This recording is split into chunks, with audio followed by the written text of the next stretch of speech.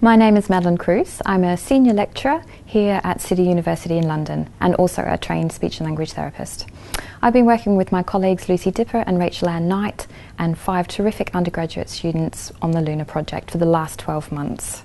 One of the things that interests me the most about what we do in speech and language therapy research and practice is how we use intervention to make the most meaningful difference for people's lives. So we called our storytelling project LUNA, which stands for Linguistic Underpinnings of Narrative in Aphasia, which is quite a convoluted title. LUNA's better, but what it means is that we're targeting the language that you need in order to tell a good story.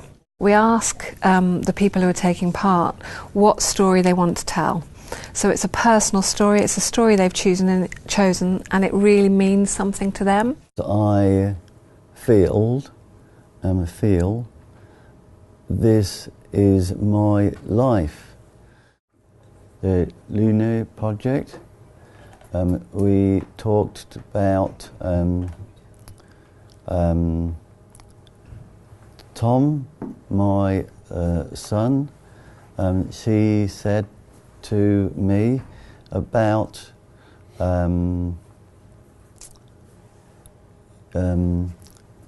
what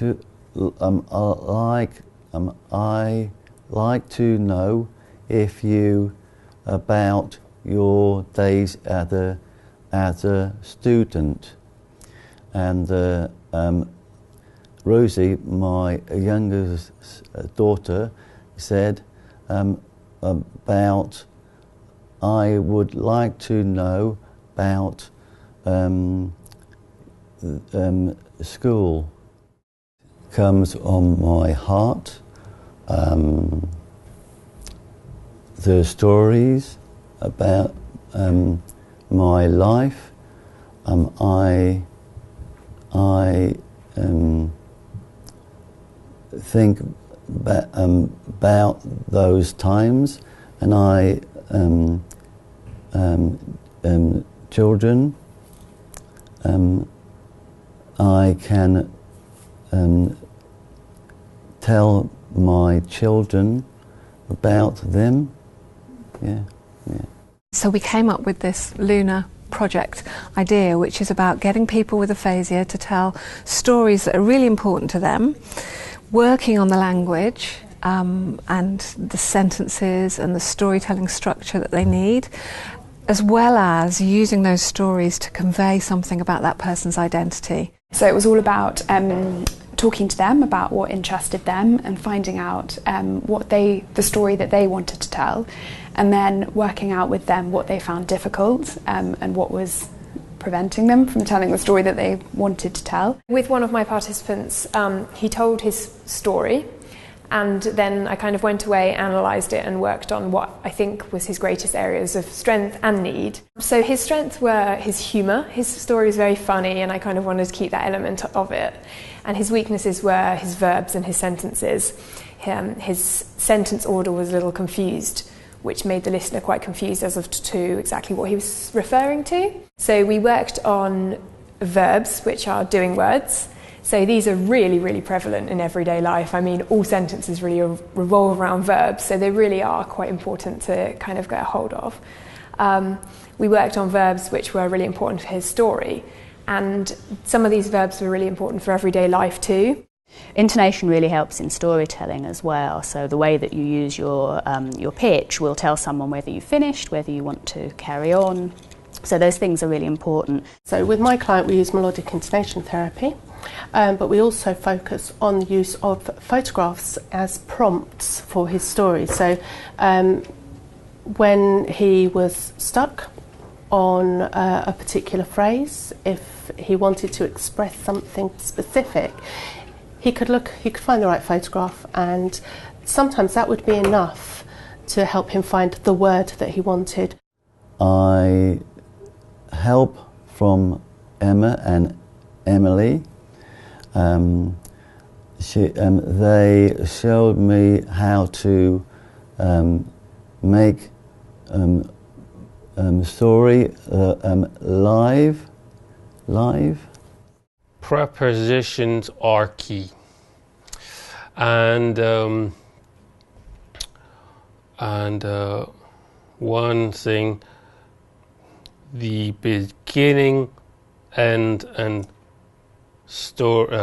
end of the story.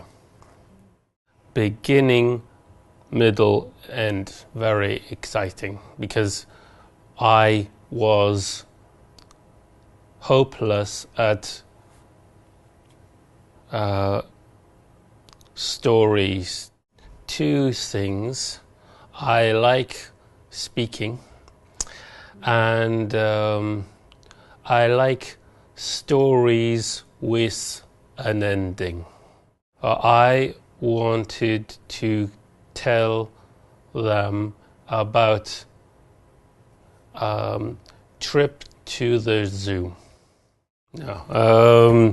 Stories, and I like the story and not therapy. No. Because my wife come to closer together. Yep. Because how was work is woeful.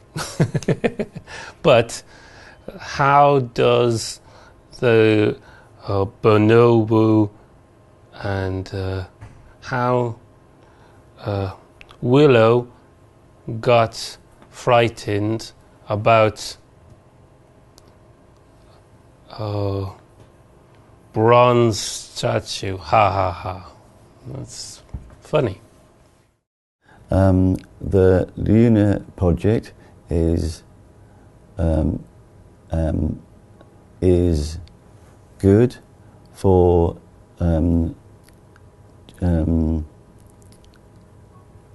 it has given me tools and confidence. Yeah. Tom Shelty's mate. He lives in Oxford, and the written words, they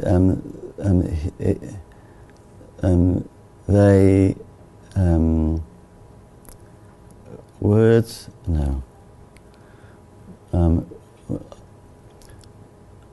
About my life, and they were amazed. Yeah.